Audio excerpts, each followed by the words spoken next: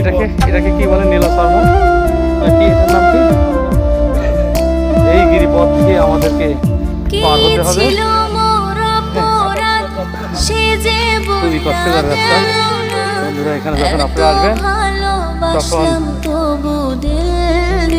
পাহাড়ে ওঠার জন্য যে বিশেষ ব্যবস্থা লাঠি, সে লাঠিটা নিয়ে আসবেন, নইলে খুবই কষ্টকর।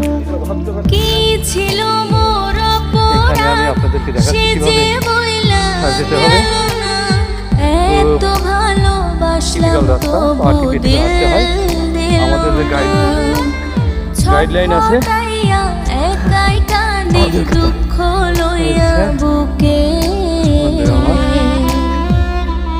যে সেই পাহাড়,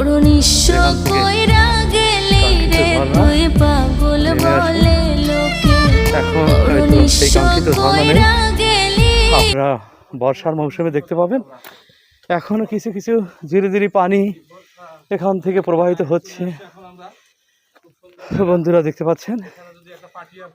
আমি কষ্ট করে আপনাদের জন্য ভিডিও বানাচ্ছি। দেখেন কি পাহাড়, এটা শুধু আপনাদের আগ্রহ সৃষ্টি করা এবং ভবিষ্যৎ প্রজন্ম যেন দেখে বুঝতে পারে আমাদের দেশে কত বড় সম্পদ আছে, কোথা থেকে পানিগুলো নেমে আসে। আপনারা ধৈর্য সহকারে দেখবেন।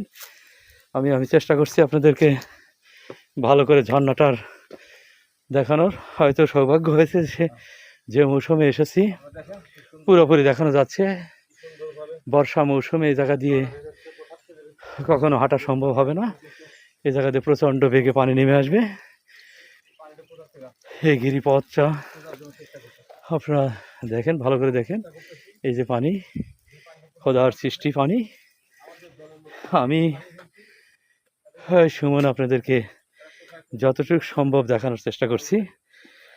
আমার জন্য দোয়া করবেন, আমি যেন আরও ভালোভাবে আপনাদেরকে এটা ঘুরে ঘুরে দেখাতে পারি। চেষ্টা করছি সেই পাহাড়ের চূড়া থেকে আপনাদেরকে দেখানোর জন্য। বন্ধুরা দেখেন, সেই আপনাদের মনের আশা, সবারই আশা থাকে এই ঝর্ণা কোত্থেকে উৎপত্তি হচ্ছে, নদীর পানি কোথা থেকে আসে, কিভাবে স্রোতধারা হয়ে ফিরে আসে আপনাদের মাঝে বন্যা হয়ে।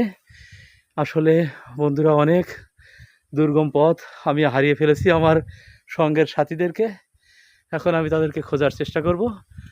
দোয়া করবেন আমি যেন তাদেরকে খুঁজে পাই। এখানে আমি রাখলাম।